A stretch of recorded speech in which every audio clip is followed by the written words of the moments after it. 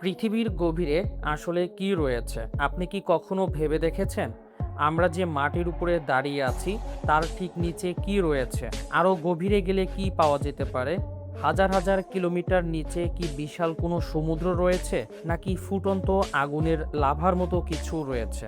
আর পৃথিবীর একেবারে কেন্দ্রে কি রয়েছে? সবচেয়ে অবাক করার বিষয় হলো, মানুষ এখনো পৃথিবীর কেন্দ্র পর্যন্ত পৌঁছাতে পারেনি। আমরা পৃথিবীর সবচেয়ে গভীর যে গর্ত খুঁড়েছি, সেটিও পৃথিবীর ব্যাসার্ধের তুলনায় মাত্র একটি পাতলা আঁচড়ের মতো। তাহলে বিজ্ঞানীরা কিভাবে জানলেন পৃথিবীর ভেতরে আসলে কি রয়েছে?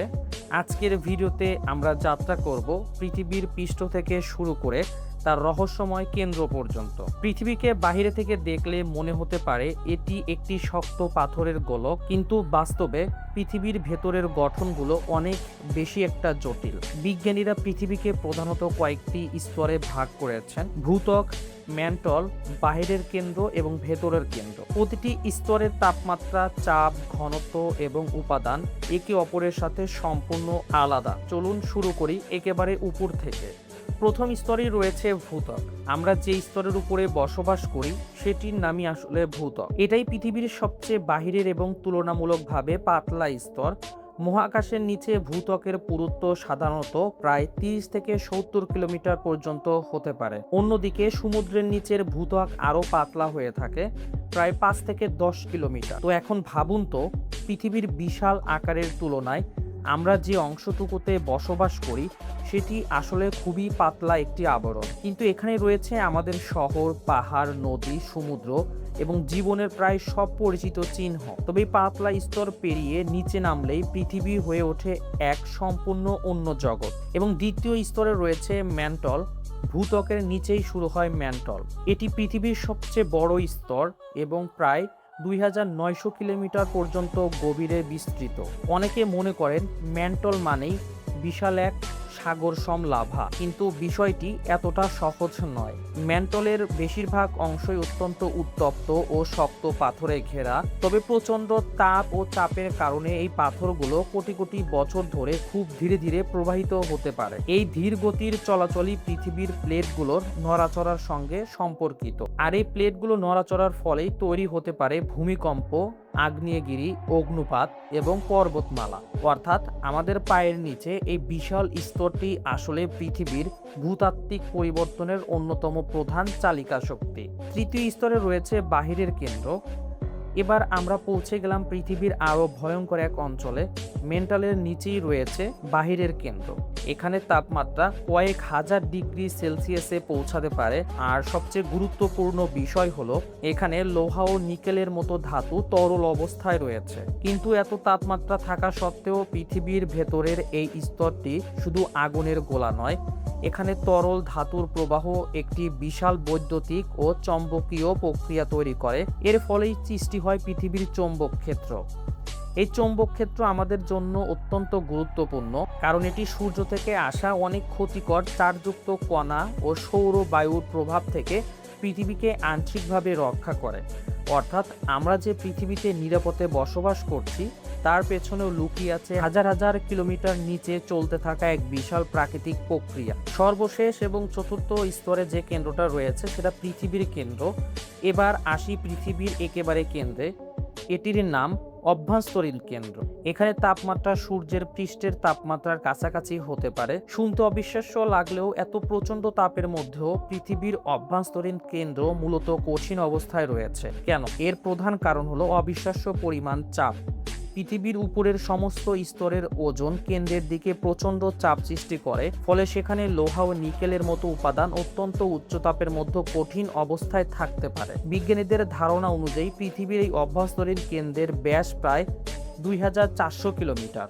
কিন্তু আশ্চর্যের বিষয়, মানুষ সরাসরি সেখানে কখনো পৌঁছাতে পারেনি। এখন প্রশ্ন হলো, বিজ্ঞানীরা তাহলে জানালেন কিভাবে? যদি আমরা পৃথিবীর কেন্দ্র পর্যন্ত যেতে না পারি, তাহলে বিজ্ঞানীরা জানালেন কিভাবে পৃথিবীর ভেতরে আসলে কি রয়েছে? এর উত্তর লুকিয়ে আছে ভূমিকম্পের তরঙ্গে।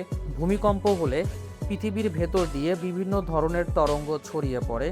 এই তরঙ্গগুলো বিভিন্ন পদার্থের মধ্য দিয়ে যাওয়ার সময় তাদের গতি ও পথ পরিবর্তন করে। বিজ্ঞানীরা পৃথিবীর বিভিন্ন জায়গায় স্থাপিত যন্ত্র দিয়ে এই তরঙ্গগুলো রেকর্ড করেন। তারপর সেই তথ্য বিশ্লেষণ করে তারা বুঝতে পারেন কোন স্তর কঠিন, কোন স্তর তরল এবং কোথায় পদার্থের ঘনত্ব বেশি রয়েছে। বিশেষ করে কিছু ভূমিকম্পের তরঙ্গের সরাসরি পৃথিবীর নির্দিষ্ট অংশ দিয়ে যেতে পারে না। এই ধরনের তথ্য বিশ্লেষণ করেই বিজ্ঞানীরা পৃথিবীর অভ্যন্তরীণ স্তরগুলোর একটি বৈজ্ঞানিক মানচিত্র তৈরি করেছেন। অর্থাৎ পৃথিবীর গভীরে না গিয়েও আমরা অনেকটা যেন তার ভেতরের এক্স রে ছবি দেখতে পারি। মানুষ কত গভীর পর্যন্ত যেতে পেরেছিল?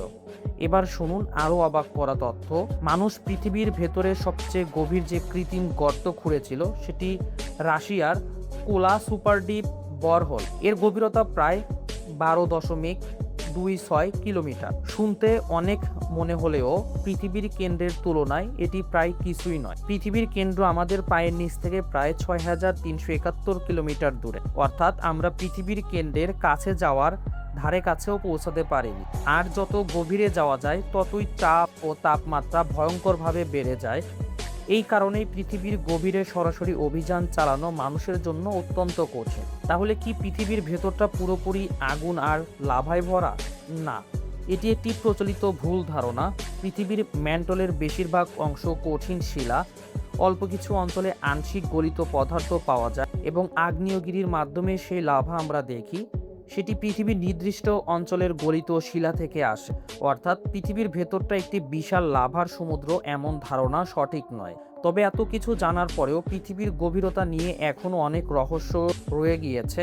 পৃথিবীর কেন্দ্র ঠিক কিভাবে তৈরি হয়েছিল, এর ভেতরের ধাতুগুলো কিভাবে এত দীর্ঘ সময় ধরে চলাচল করেছে, পৃথিবীর চৌম্বক ক্ষেত্র ভবিষ্যতে কিভাবে পরিবর্তিত হতে পারে, পৃথিবীর অভ্যন্তরীণ কেন্দ্রের গঠন ও গতিবিদ ঠিক কতটা পরিবর্তনশীল। বিজ্ঞানীর এসব প্রশ্নের উত্তর খুঁজে চলেছেন, কারণ পৃথিবীর ভেতরের রহস্য বুঝতে পারলে শুধু আমাদের গ্রহ নয় বরং অন্য গ্রহ কিভাবে তৈরি হয়েছে সেটিও বোঝা সম্ভব হতে পারে। আমরা প্রতিদিন যে মাটির উপরে হাঁটি তার নিচে রয়েছে এমন এক বিশাল পৃথিবী যার অধিকাংশ আমাদের চোখে অসম্পূর্ণ ও অগোচর। উপরে জীবন, তার নিচে হাজার হাজার কিলোমিটারের পাথর, তরল ধাতু আর প্রচণ্ড চাপ ও তাপ। আর সবশেষে রয়েছে পৃথিবীর রহস্যময় কেন্দ্র। সবচেয়ে আশ্চর্যের বিষয় হলো আমরা পৃথিবীর পৃষ্ঠে দাঁড়িয়ে থেকেও আসলে জানি না আমাদের পায়ের নিচে পুরোপুরি কি ঘটেছে। এ কারণে পৃথিবী শুধু আমাদের বাসস্থান নয়, পৃথিবী নিজে একটি বিশাল রহস্য।